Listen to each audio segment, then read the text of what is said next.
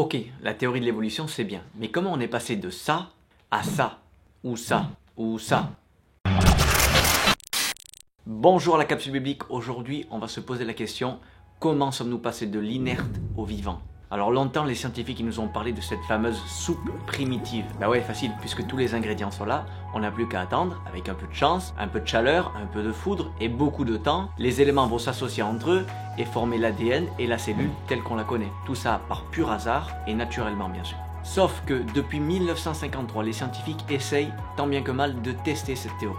Ils ont rassemblé tous les éléments nécessaires à la vie dans une atmosphère primitive, principalement composée de méthane, d'ammoniac, bref, je vous passe les détails. Et ils ont commencé à bombarder d'électricité cette atmosphère. Et là, bah rien. Alors d'autres plus tard ont tenté de reproduire l'expérience, mais en chauffant cette fois à 90 degrés, d'autres à 1000 degrés, d'autres ont carrément tenté de l'irradier.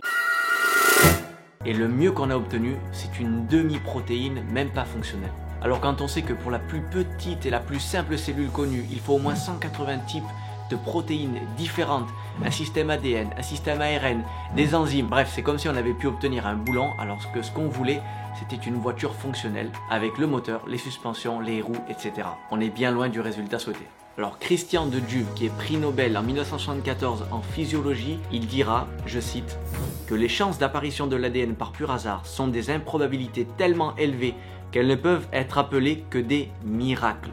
Alors je te pose à toi la question, que penses-tu de l'apparition de la vie sur Terre? Est-ce que c'est le hasard qui est bien fait ou est-ce qu'il y a eu un coup de pouce divin? Pour moi, je vous donne tout de suite mon avis, l'hypothèse la plus probable, c'est que Dieu est à l'origine de la vie sur Terre. Mais dis-moi toi en commentaire ce que tu en penses. Sois béni.